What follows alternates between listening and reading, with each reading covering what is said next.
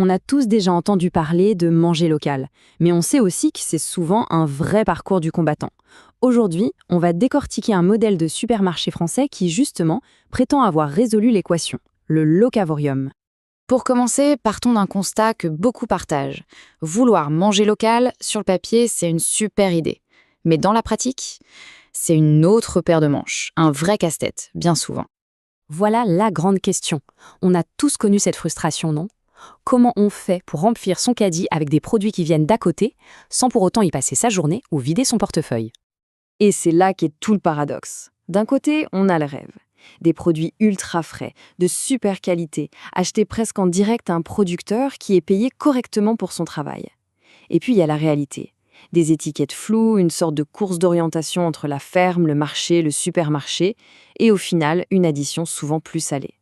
Le comble, c'est que pendant qu'on paye plus cher, l'agriculteur, lui, se fait souvent étrangler par les marges des intermédiaires. Mais face à ce problème, une solution a commencé à émerger. Et ce qui est assez fou, c'est qu'elle ne vient pas des géants de la distribution, mais directement du terrain. Elle a été pensée par des experts du monde agricole. Le locavorium, ça a été créé par des ingénieurs agronomes. Et ça, ce n'est vraiment pas un détail. Leur expertise, à la base, ce n'est pas la vente, c'est la production, la qualité. Eux, ils connaissent le terrain, ils visitent les fermes, ils analysent les pratiques. Et ça change absolument toute l'approche. Voici la promesse fondamentale du locavorium. Et elle tient en un chiffre, un seul, 150 km. C'est le rayon maximal d'approvisionnement.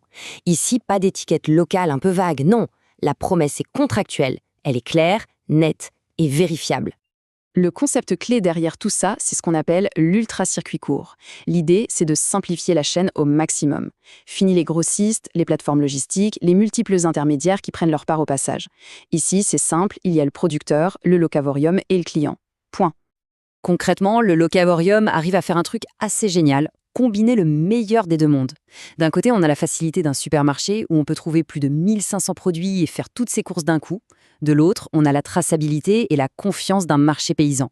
Et en plus, c'est adapté à nos vies modernes, avec un magasin physique, mais aussi un service de drive. Bon, maintenant, parlons du nerf de la guerre, l'argent. Comment ce modèle arrive-t-il à être juste pour tout le monde, producteur comme consommateur? Eh bien, la réponse se trouve dans une structure de prix qui est complètement inversée par rapport à ce qu'on connaît. Le point absolument central, c'est ce système de dépôt-vente. Comment ça marche? D'abord, c'est l'agriculteur lui-même qui fixe son prix de vente. Il le calcule en fonction de ses coûts réels, pas sous la pression d'un acheteur. Ensuite, le magasin s'occupe de tout le reste. La vente, le marketing, la logistique, l'agriculteur peut donc se concentrer sur son vrai métier, qui est de produire. Et le résultat, c'est une rémunération juste et surtout sécurisée. Le contraste avec le modèle traditionnel est saisissant. D'un côté, un système qui tire les prix des agriculteurs vers le bas et ajoute des couches et des couches d'intermédiaires. De l'autre, le modèle locavorium qui redonne le contrôle aux producteurs. Au final, ça donne des produits de super qualité à un prix juste pour le consommateur, tout simplement parce qu'il y a moins de monde à rémunérer entre le champ et l'assiette. Et l'impact, il est bien réel, ça dépasse la simple transaction. Des producteurs partenaires expliquent que cette stabilité leur a permis non seulement de vivre correctement de leur travail, mais carrément d'investir, d'agrandir leur ferme et même de créer des emplois durables. C'est une vraie revitalisation pour l'économie locale.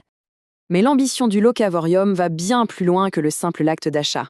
En fait, il se positionne comme un véritable acteur de la transition agricole sur son territoire. Ce qui est vraiment intéressant ici, c'est presque le rôle militant de l'enseigne.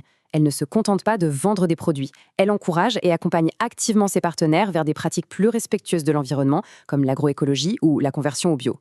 Et puis, elle recrée du lien humain en organisant des dégustations et des rencontres avec les agriculteurs directement dans le magasin. Évidemment, un modèle comme ça ne passe pas inaperçu. La reconnaissance est venue d'un peu partout. Il a été validé par le monde de la gastronomie, avec le Gold Emilio, salué pour son innovation par la French Tech et même consulté par les institutions publiques lors des États généraux de l'alimentation. Ce n'est plus une petite initiative isolée, c'est un modèle qui est reconnu et qui fait ses preuves. Alors au final, qu'est-ce que le locavorium nous apprend sur l'avenir de notre alimentation et de nos supermarchés? Le véritable tour de force du locavorium, je crois, c'est d'avoir réussi à sortir le manger local de sa petite niche d'initiés. Ils ont pris un idéal, souvent perçu comme un peu compliqué et contraignant, et ils l'ont transformé en une solution commerciale qui fonctionne, qui est accessible et surtout qui est porteuse de valeurs fortes. On termine donc avec cette question qui reste ouverte. Ce succès, qui arrive à allier l'éthique, la rentabilité et le côté pratique, prouve qu'une autre voie est possible. Alors est-ce qu'on est au début d'un nouveau standard pour nos supermarchés? L'avenir nous le dira.